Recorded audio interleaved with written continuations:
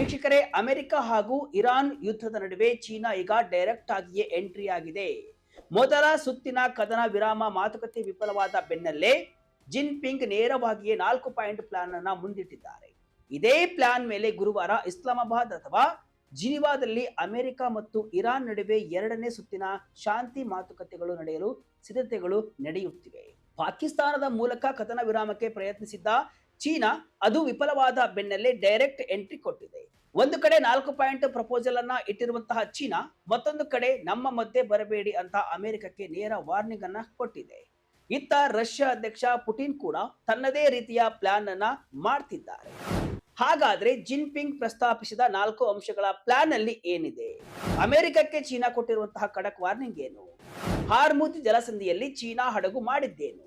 ಚೀನಾಗೆ ಈ ಕದನ ವಿರಾಮ ಯಾಕಿಷ್ಟು ಇಂಪಾರ್ಟೆಂಟ್ ಎಂಬುದನ್ನು ಕೂಡ ಈ ವಿಡಿಯೋದಲ್ಲಿ ಡೀಟೇಲ್ ಆಗಿ ನೋಡ್ತಾ ಹೋಗೋಣ.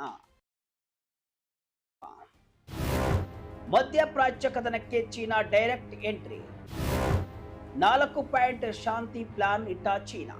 ವೀಕ್ಷಕರೇ, ಚೀನಾದ ಶಿನ್ಹುವಾ ನ್ಯೂಸ್ ಏಜೆನ್ಸಿ ವರದಿ ಮಾಡಿರುವ ಪ್ರಕಾರ ಯುಎಇ ನಾಯಕ Khalid bin Mohammed bin Zayed Al Nahyan ಅವರ ಜೊತೆಗಿನ ಭೇಟಿಯ ವೇಳೆ ಜಿನ್ಪಿಂಗ್ ಕದನ ವಿರಾಮದ ಪ್ರಸ್ತಾವನೆಯನ್ನ ಹಂಚಿಕೊಂಡಿದ್ದಾರೆ. ಪ್ರಾದೇಶಿಕ ಬೆಳವಣಿಗೆಗಳು ಮತ್ತು ಸ್ಥಿರತೆ ಕಾಪಾಡುವ ಬಗ್ಗೆ ಇಲ್ಲಿ ಸುದೀರ್ಘ ಚರ್ಚೆ ನಡೆದಿದೆ. ಹಾಗಾದ್ರೆ ಆ 4 ಅಂಶಗಳ ಪ್ಲಾನ್ ಯಾವುದು ಅಂತ ನೋಡೋದಾದ್ರೆ, ಮೊದಲನೆಯದು ಪ್ರದೇಶದಲ್ಲಿ ಶಾಂತಿಯುತ ಸಹಬಾಳ್ವೆ. ಅಂದ್ರೆ ಮಧ್ಯಪ್ರಾಚ್ಯದ ಅಥವಾ ಮಿಡಲ್ ಈಸ್ಟ್ ದೇಶಗಳ ನಡುವೆ ಶಾಂತಿಯುತವಾದ ಸಹಬಾಳ್ವೆ ಇರಬೇಕು ಅನ್ನೋದು ಚೀನಾದ ಮೊದಲ ಪಾಯಿಂಟ್. ಎರಡನೇದು ರಾಷ್ಟ್ರೀಯ ಸಾರ್ವಭೌಮತ್ವಕ್ಕೆ ಗೌರವ. ಪ್ರತಿಯೊಂದು ದೇಶವು ಮತ್ತೊಂದು ದೇಶದ ಸಾರ್ವಭೌಮತ್ವವನ್ನ ಗೌರವಿಸಬೇಕು. ಸುಮ್ಮನೆ ಉದ್ವಿಗ್ನತೆಯನ್ನ ಹೆಚ್ಚಿಸುವಂತಹ, ಪರಿಸ್ಥಿತಿಯನ್ನ ಪ್ರಚೋದಿಸುವಂತಹ ಯಾವುದೇ ಕೆಲಸಗಳನ್ನ ದೇಶಗಳು ಮಾಡಬಾರದು ಅಂತ ಈ ಪ್ಲಾನ್ ಅಲ್ಲಿ ಹೇಳಲಾಗಿದೆ. ಅಭಿವೃದ್ಧಿ ಭದ್ರತೆ ಜೊತೆಯಾಗಿ ಸಾಗಬೇಕು. ಕಾನೂನು ಎಲ್ಲರಿಗೂ ಒಂದೇ ಎಂದ ಚೀನಾ. ಇನ್ನು ಮೂರನೇ ಮತ್ತು ಅತ್ಯಂತ ಪ್ರಮುಖವಾದ ಪಾಯಿಂಟ್ ಅಂದ್ರೆ ಅಭಿವೃದ್ಧಿ ಮತ್ತು ಭದ್ರತಾ ನೀತಿಗಳ ನಡುವೆ ಉತ್ತಮ ಸಮನ್ವಯ. ಇದರ ಅರ್ಥ ಇಷ್ಟೇ ವೀಕ್ಷಕರೇ, ಒಂದು ದೇಶದ ಆರ್ಥಿಕ ಅಭಿವೃದ್ಧಿ ಮತ್ತು ಆ ದೇಶದ ಭದ್ರತಾ ಕಾಳಜಿಗಳು ಎರಡು ಒಟ್ಟೊಟ್ಟಿಗೆ ಸಾಗಬೇಕು. ದೇಶಗಳ ನಡುವೆ ಡೆವಲಪ್ಮೆಂಟ್ ಮತ್ತು ಸೆಕ್ಯೂರಿಟಿ ವಿಚಾರದಲ್ಲಿ ಪರಸ್ಪರ ಸಹಕಾರ ಇರಬೇಕು. ಇದರಿಂದ ಮಾತ್ರ ಲಾಂಗ್ ಟರ್ಮ್ ಆಗಿ ಶಾಂತಿ ಕಾಪಾಡಲು ಸಾಧ್ಯ. ಆರ್ಥಿಕ ಬೆಳವಣಿಗೆಯು ಶಾಂತಿಯನ್ನ ಬೆಂಬಲಿಸುವಂತಿರಬೇಕು. ಹಾಗೆ ಭದ್ರತಾ ಕ್ರಮಗಳು ಅಭಿವೃದ್ಧಿಗೆ ಅಡ್ಡಿಯಾಗಬಾರದು ಅನ್ನೋದು ಚೀನಾದ ಸ್ಪಷ್ಟ ನಿಲುವು. ಇನ್ನು 4ನೇದು ಅಂತಾರಾಷ್ಟ್ರೀಯ ಕಾನೂನನ್ನ ಎತ್ತಿ ಹಿಡಿಯುವುದು. ಜಿನ್ಪಿಂಗ್ ಅವರು ಜಾಗತಿಕ ನಿಯಮಗಳನ್ನ ಎಲ್ಲರೂ ಕೂಡ ಕಟ್ಟುನಿಟ್ಟಾಗಿ ಪಾಲಿಸಬೇಕು ಅಂತ ಕರೆಯನ್ನ ಕೊಟ್ಟಿದ್ದಾರೆ. ನಮಗೆ ಬೇಕಾದಾಗ ಮಾತ್ರ ನಿಯಮಗಳನ್ನ ಬಳಸಿಕೊಳ್ಳೋದು, ಬೇಡವಾದಾಗ ಅದನ್ನ ಬೀಸಾಡುವುದು ಮಾಡಬಾರದು. ಜಗತ್ತು ಮತ್ತೆ ಜಂಗಲ್ ರಾಜ್ಗೆ ಮರಳಲು ನಾವು ಬಿಡಬಾರದು ಅಂತ ಜಿನ್ಪಿಂಗ್ ಖಡಕ್ ಆಗಿ ಹೇಳಿದ್ದಾರೆ. ಈ ಮೂಲಕ ಇದೇ ಮೊದಲ ಬಾರಿಗೆ ಚೀನಾ ಯುದ್ಧ ನಿಲ್ಲಿಸುವ ಪ್ರಕ್ರಿಯೆಯಲ್ಲಿ ಡೈರೆಕ್ಟ್ ಆಗಿ ಎಂಟ್ರಿ ಕೊಟ್ಟಂತಾಗಿದೆ. ಇದುವರೆಗೂ ಪಾಕಿಸ್ತಾನದ ಮೂಲಕ ಯುದ್ಧ ನಿಲ್ಲಿಸಲು ಚೀನಾ ಪ್ರಯತ್ನಿಸ್ತಾ ಇತ್ತು. ಆದ್ರೆ ಈಗ ಕದನ ವಿರಾಮಕ್ಕಾಗಿ 4 ಪಾಯಿಂಟ್ ಪ್ಲಾನ್ ಅನ್ನ ಶಿ ಜಿನ್ಪಿಂಗ್ ಮುಂದಿಟ್ಟಿರುವುದು ಚೀನಾಗೆ ಕದನ ವಿರಾಮ ಎಷ್ಟು ಅನಿವಾರ್ಯ ಎಂಬುದು ಇಲ್ಲಿ ಗೊತ್ತಾಗ್ತಿದೆ. ಅಮೆರಿಕದ ದಿಗ್ಬಂಧನಕ್ಕೆ ಡ್ರ್ಯಾಗನ್ ಕಿಡಿಕಿಡಿ. ನಮ್ಮ ಮತ್ತೆ ಬರಬೇಡಿ ಎಂದ ಚೀನಾ ರಕ್ಷಣಾ ಸಚಿವ. ಇದು ಒಂದ್ ಕಡೆ ಆಯ್ತು. ಜಿನ್ಪಿಂಗ್ ಶಾಂತಿ ಮಂತ್ರವನ್ನೇನೋ ಜಪಿಸುತ್ತಿದ್ದಾರೆ. ಆದ್ರೆ ಇತ್ತ ಬೀಜಿಂಗ್ ಅಮೆರಿಕಕ್ಕೆ ನೇರವಾದ ಮತ್ತು ಕಠಿಣವಾದ ಎಚ್ಚರಿಕೆಯನ್ನ ಕೊಟ್ಟಿದೆ. ಇರಾನಿನ ಬಂದರುಗಳಿಗೆ ಸಂಪರ್ಕ ಕಲ್ಪಿಸುವಂತಹ ಹಾರ್ಮುಜ್ ಜಲಸಂಧಿಯಲ್ಲಿ ಅಮೆರಿಕ ನೌಕಾಪಡೆ ದಿಗ್ಬಂಧನವನ್ನ ಹೇರಿದೆ. ಕದನ ವಿರಾಮ ಮಾತುಕತೆ ವಿಫಲವಾದ ಬೆನ್ನಲ್ಲೇ ಟ್ರಂಪ್ ಈ ಘೋಷಣೆಯನ್ನ ಮಾಡಿದ್ರು. ಇದಕ್ಕೆ ವ್ಯಾಘ್ರವಾಗಿರುವಂತಹ ಚೀನಾ ನಮ್ಮ ಹಾಗೂ ಇರಾನ್ ನಡುವಿನ ಸಂಬಂಧದಲ್ಲಿ ಮೂಗು ತೂರಿಸಬೇಡಿ ಅಂತ ಅಮೆರಿಕಕ್ಕೆ ಡೈರೆಕ್ಟ್ ಆಗಿ ವಾರ್ನಿಂಗ್ ಅನ್ನ ಕೊಟ್ಟಿದೆ.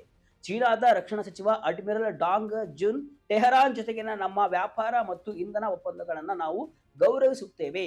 ನಮ್ಮ ಹಡಗುಗಳು ಹಾರ್ಮುಜ್ ಜಲಸಂಧಿಯಲ್ಲಿ ಎಂದಿನಂತೆ ಕಾರ್ಯವನ್ನ ನಿರ್ವಹಿಸುತ್ತವೆ. ಇದರಲ್ಲಿ ಬಾಹ್ಯ ಶಕ್ತಿಗಳ ಹಸ್ತಕ್ಷೇಪವನ್ನ ನಾವು ಒಪ್ಪುವುದಿಲ್ಲ. ಬೇರೆಯವರು ನಮ್ಮ ವಿಚಾರದಲ್ಲಿ ಮೂಗು ತೂರಿಸಬಾರದು ಅಂತ ಡೈರೆಕ್ಟ್ ಆಗಿ ಎಚ್ಚರಿಕೆಯನ್ನ ನೀಡಿದ್ದಾರೆ. ಇರಾನ್ ಹಾರ್ಮುಜ್ ಜಲಸಂಧಿಯನ್ನ ನಿಯಂತ್ರಿಸ್ತಾ ಇದೆ ಮತ್ತು ಅದು ನಮಗಾಗಿ ಮುಕ್ತವಾಗಿದೆ ಅಂತ ಅವರು ಕ್ಲಿಯರ್ ಆಗಿ ಹೇಳಿದ್ದಾರೆ. ಅಮೆರಿಕದ ದಿಗ್ಬಂಧನದ ಕಾರಣಕ್ಕೆ ಕನಿಷ್ಠ 2 ಆಯಿಲ್ ಮತ್ತು ಕೆಮಿಕಲ್ ಟ್ಯಾಂಕರ್ಗಳು ವಾಪಸ್ ಹೋಗಿದ್ವು.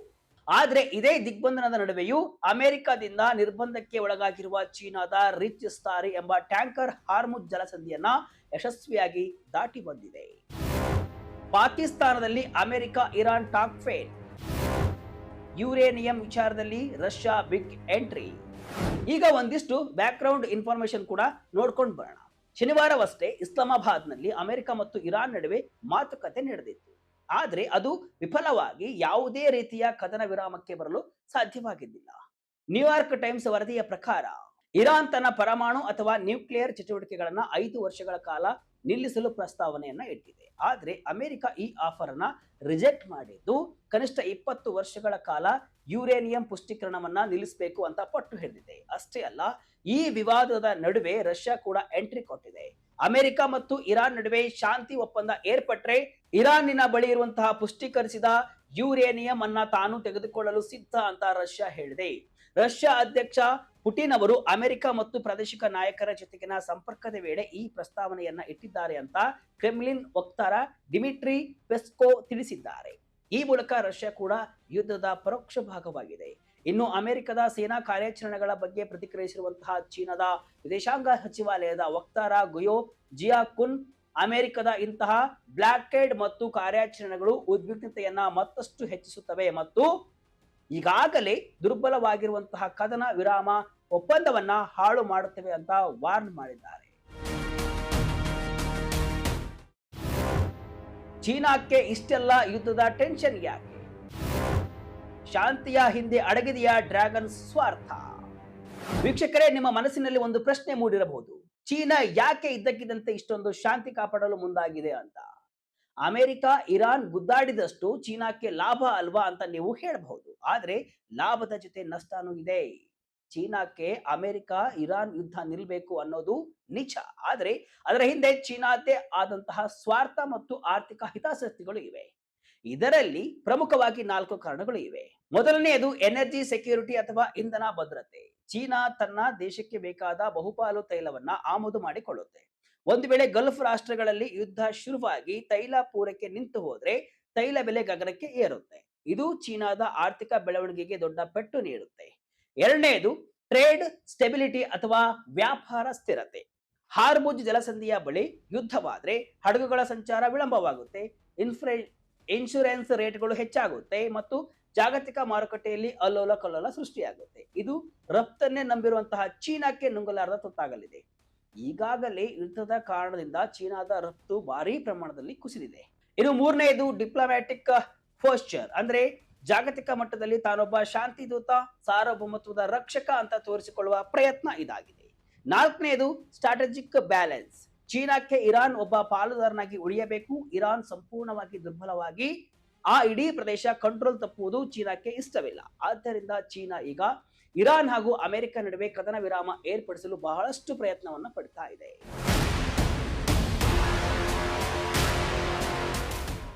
ಒಟ್ಟಿನಲ್ಲಿ ಚೀನಾ ಕೇವಲ ಇರಾನ್ ಅನ್ನ ಮಾತ್ರ ರಕ್ಷಣೆಯನ್ನ ಮಾಡ್ತಾ ಇಲ್ಲ, ಬದಲಾಗಿ ತನ್ನ ದೇಶದ ಆರ್ಥಿಕತೆಗೆ ಪೂರಕವಾಗಿರುವಂತಹ ಸಿಸ್ಟಮ್ ಅನ್ನ ಕಾಪಾಡಿಕೊಳ್ಳಲು ಯತ್ನಿಸ್ತಾ ಇದೆ.